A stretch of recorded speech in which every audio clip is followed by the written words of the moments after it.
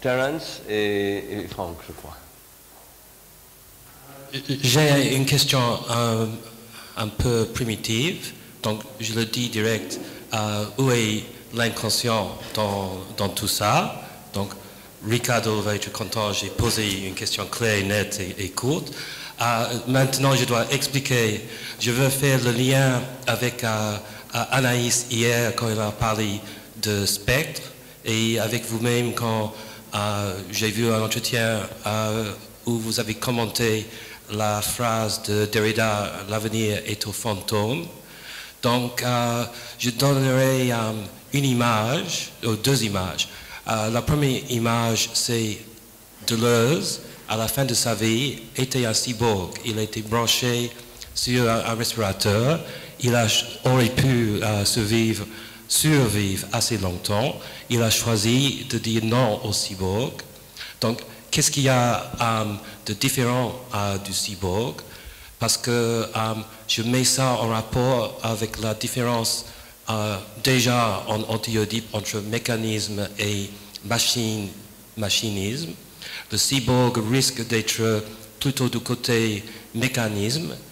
La différence, c'est la machine agence des parties hétérogènes. Et le cyborg, c'est une fausse hétérogénéité parce que c'est du même niveau, car il n'y a pas les spectres. Et il n'y a pas les fantômes de l'avenir dedans, qui sont partie intégrante des multiplicités.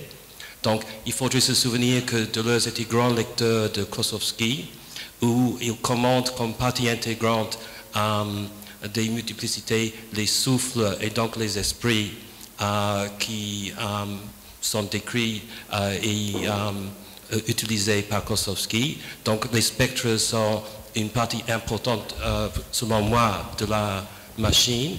Donc, une autre image pour remplacer le cyborg a été décrite par philosophe Ted Friedman. Il parle du centaure. Donc, le centaure est pour lui une figure plus générale que le cyborg. Le cyborg serait un exemple du centaure. Le centaure agence vraiment des parties hétérogènes. Il y a le côté animal, il y a le côté humain et il y a le côté surhumain, donc capable de dialoguer avec les spectres. Donc ça me met, je tourne autour de la même chose avec des paires semblables. Ça me met à me demander d'abord quelle peut être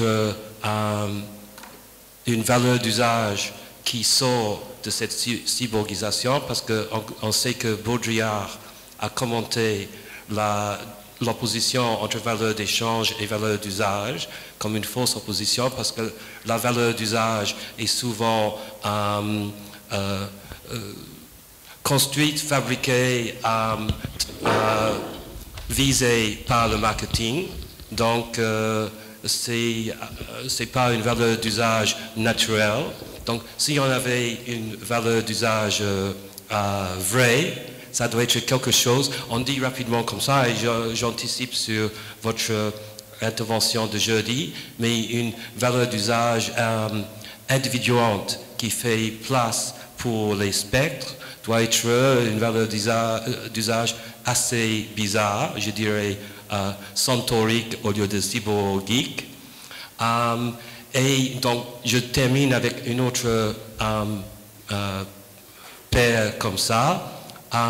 Est-ce que dans votre système, il pourrait avoir une bonne automaticité, étant donné que l'automaticité mécanique qui est visée par le numérique, je dirais en image encore, c'est plutôt l'image mouvement de Deleuze, et l'automaticité positive, peut-être c'est l'automaton spirituel dans image-temps, ou justement, pourquoi c'est pas négatif. L'automaton spirituel est ouvert aux forces du dehors et aux forces du temps, et donc aux forces de l'inconscient et des spectres, et c'est ça qui le fait mouvoir. Donc c'est une automaticité qui n'est pas une automaticité de contrôle et de fermeture, mais pour moi une automaticité d'un autre niveau. Donc est-ce que pour vous, ça a un sens de parler d'une automaticité positive dans ce sens-là? Ok, il y a beaucoup de questions.